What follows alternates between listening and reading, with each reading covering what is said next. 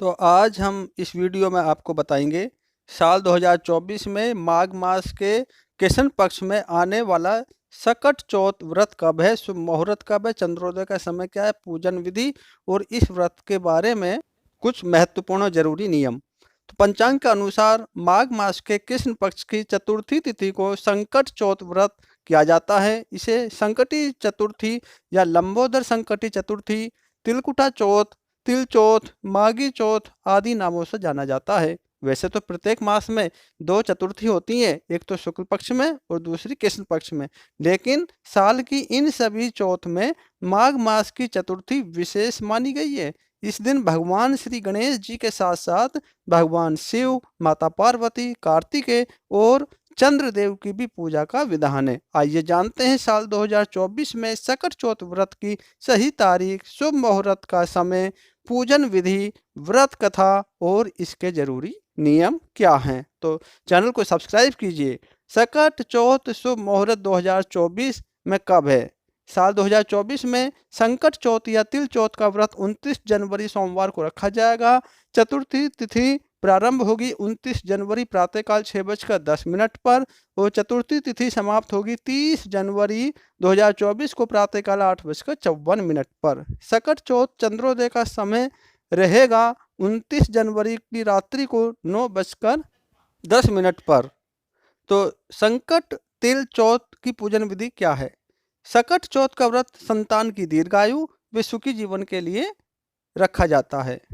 वैसे तो इस व्रत को निर्जल किया जाना चाहिए और संकट चौथ के दिन ब्रह्म मुहूर्त में स्नान के बाद व्रत का संकल्प लेकर पूरे दिन निराहार रहकर संपूर्ण शिव परिवार का पूजन करना चाहिए। सबसे पहले एक चौक पर मिट्टी से बनी गणेश जी की प्रतिमा स्थापित कर प्रतिमा का श्रृंगार करना चाहिए।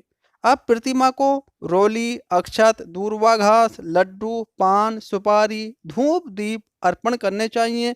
पूजा में ओम गम गणपते नमः इस मंत्र का जाप करते हुए नैवेद्य के रूप में तिल तथा गुड़ के लड्डू का भोग लगाना चाहिए। इसके बाद व्रत की कथा पढ़नी चाहिए, आरती करनी चाहिए और रात्रि में चंद्रमा को अर्घ्य देकर व्रत को संपन्न करना चाहिए। सकट चौथ के नियम।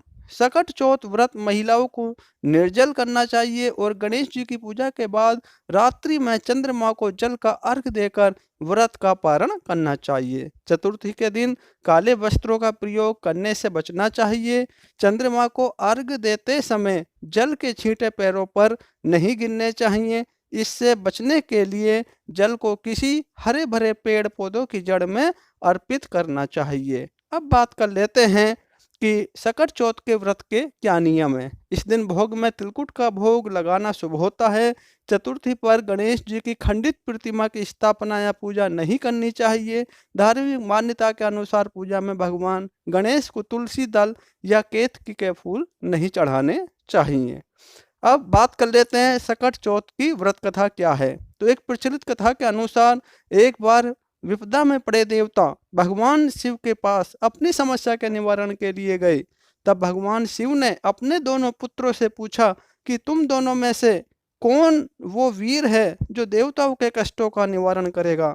तब कार्तिकेय ने स्वयं को देवों का सेनापति प्रमाणित करते हुए देव रक्षा का अधिकार सिद्ध किया। तो भगवान शिव ने गणेश जी की इच्छा पूछी तो उन्होंने कहा कि मैं बिना सेनापति बने ही इनके संकट दूर कर सकता हूँ।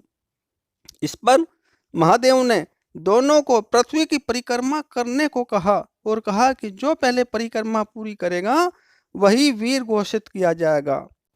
यह सुन कार्तिकेय पृथ्वी की परिक्रमा के लिए निकल गए, लेकिन गणेश जी ने अपने माता पिता की साथ परिक्रमा करते हुए कहा कि इनमें ही समस्त तीर्थ निहित हैं। गणेश जी की बात से सभी नतमस्तक हो गए और महादेव ने उनकी प्रशंसा करते हुए उन्हें आशीर्वाद दिया कि प्रत्येक कार्य से पहले तुम्हारी पूजा होगी। इसके बाद पिता की आज्ञा से गणेश जी ने देवताओं के संकटों को भी दूर किया। तो इस कहानी से पढ़ने से अत्यंत पुण्य की प्राप्ति होती है। और मित्रों, अगर कहानी या वीडियो आपको अच्छी लगी है तो लाइक कीजिए, शेयर कीजिए और कष्टों से मुक्ति के चैनल को सब्सक्राइब कीजिए। मिलते हैं एक नई वीडियो में, तब तक के लिए ओम नमः शिवाय, जय माता दी।